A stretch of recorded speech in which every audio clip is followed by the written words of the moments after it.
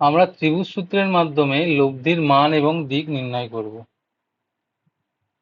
ঠিক আছে, আজকে আমরা ত্রিভুজ সূত্রের মাধ্যমে দুটো ভেক্টরের লব্ধির মান এবং দিক নির্ণয় করব। ঠিক আছে, দুটো ভেক্টর কেমন আছে? দুটো ভেক্টর মনে করা যাক এ একটি ভেক্টর আছে। ঠিক আছে, এ একটি ভেক্টর আছে। এই ভেক্টরটার নাম দিলাম আমরা এ ভেক্টর। এ ভেক্টরের মান হচ্ছে এ, স্মল এ। এ ভেক্টরের আমরা ভ্যালু দিচ্ছে যে এ।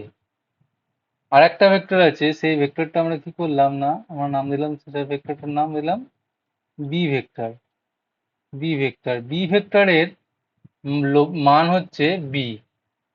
ঠিক আছে, এবার এই দুটো যদি ভেক্টর হয় তাহলে এদের লব্ধি বা এদের রেজাল্ট্যান্ট ভেক্টরটা কি হবে? দেখো, এই যে এই তিনটে পয়েন্ট আছে, এই তিনটে পয়েন্ট আছে, আমরা মনে করি এই তিনটে পয়েন্টের নাম দিলাম এ বি সি। এই তিনটে পয়েন্টে একটা ত্রিভুজ গঠন করা যায়।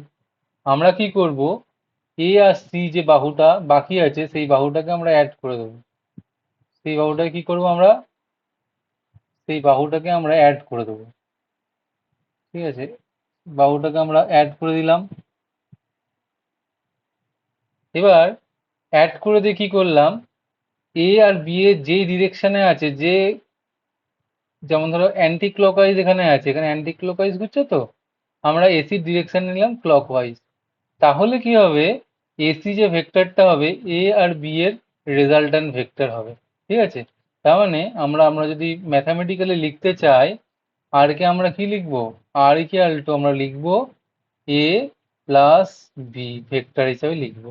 এটা তো না হয় লিখলাম, কিন্তু আর এর যে মান, আর এর এই স্মল এ স্মল বি এর রেসপেক্টে আর এর অ্যাকচুয়ালি ভ্যালুটা কি, বা আর এর এই যে ডিরেকশন, এটা যদি আমরা ফাই অ্যাঙ্গেল বলে বলি, আর এর সঙ্গে এ ভেক্টরের সঙ্গে কত কোণ করেছে, সেটা আমরা কি করে বুঝবো? সেটা সেটা আমরা নির্ণয় করবো এখনই। ঠিক আছে, আমরা ওই কি মনে করলাম, এ ভেক্টর এবং বি ভেক্টরের মধ্যবর্তী কোণ হচ্ছে থিটা। তার মানে থিটা কোন অ্যাঙ্গেলটাকে বলছে, এ ভেক্টর এবং বি ভেক্টরের মধ্যবর্তী কোণ যদি থিটা হয়, থিটা হচ্ছে এই অ্যাঙ্গেলটা। ঠিক আছে, এই অ্যাঙ্গেলটা থিটা হবে। এই অ্যাঙ্গেলটা কিন্তু থিটা হবে না, এটা কিন্তু মাথায় রাখবে। এই অ্যাঙ্গেলটা কিন্তু থিটা হবে না, এই অ্যাঙ্গেলটা হবে তোমার 180 ডিগ্রি মাইনাস থিটা কিন্তু। ঠিক আছে, এটা মাথায় রাখতে হবে তোমাদেরকে। এবার আমরা কি করব, এই সি বিন্দু থেকে এটার উপর একটা লম্ব টেনে দেবো। সি বিন্দুর উপর লম্ব টানলাম, লম্ব টানলে এটা হচ্ছে 90 ডিগ্রি টানলাম, এইটার নাম দিলাম আমরা ডি। ঠিক আছে, তার মানে আর ভেক্টরের মানটা কত, আর ভেক্টরের মান এসির যে বাহুর দৈর্ঘ্য, এসি বাহুর যে দৈর্ঘ্য আছে তাই হবে আর ভেক্টরের মান। বি ভেক্টরের মান কত, বিসি এর লেন্থ কত, বিসি এর length small B, R A B এর লেন্থ হচ্ছে স্মল এ, তাই তো। বি, এটা যদি স্মল বি হয়, এই দেখো এটা যদি একটা কি বলবো, যে এটা যদি একটা সমকোণী ত্রিভুজ হয়, সমকোণী ত্রিভুজের কি হচ্ছে, সমকোণী ত্রিভুজের হয়, সমকোণী ত্রিভুজের অতিভুজ যদি বি হয়, এবং অতিভুজ এবং ওই ভূমির মধ্যে অ্যাঙ্গেল যদি থিটা হয়, তার মানে লম্বর দৈর্ঘ্য কত হচ্ছে বি সাইন থিটা হবে, এবং ভূমির দৈর্ঘ্য হচ্ছে বি কস কোসাইন থিটা হয়ে যাবে। তার মানে এটা হয়ে গেল আমাদের বি সাইন থিটা সিডির মানটা, এবং বিডির মানটা হয়ে যাচ্ছে বি অফ কোসাইন থিটা। তার মানে আমরা এডি যে বাহুর দৈর্ঘ্য কত পাচ্ছি, এডি বাহুর দৈর্ঘ্য পাচ্ছি আমরা এ প্লাস বি কোসাইন থিটা পেয়ে গেলাম, এবং সিডি বাহুর দৈর্ঘ্য কত পাচ্ছি, সিডি বাহুর দৈর্ঘ্য পাচ্ছি আমরা বি সাইন থিটা পেয়ে যাচ্ছি। তার মানে দেখো, এসি ডি এটা হচ্ছে একটা সমকোণী ত্রিভুজ তৈরি করছে। তার মানে ট্রায়াঙ্গেল এসিডি থেকে আমরা কি পাচ্ছি, এসিডি থেকে পাচ্ছি, তার মানে কি এটা হচ্ছে কি, এটা হচ্ছে অতিভুজ।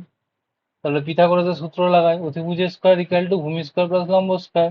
তার মানে এসি সমান হচ্ছে root over of AD square plus CD square. এটা যখন আমরা করব, এটা আমরা করলে কি পাবো, এটা আমরা করলে পাবো a square plus b square plus 2ab into cosine theta, এটা আমরা পেয়ে যাব।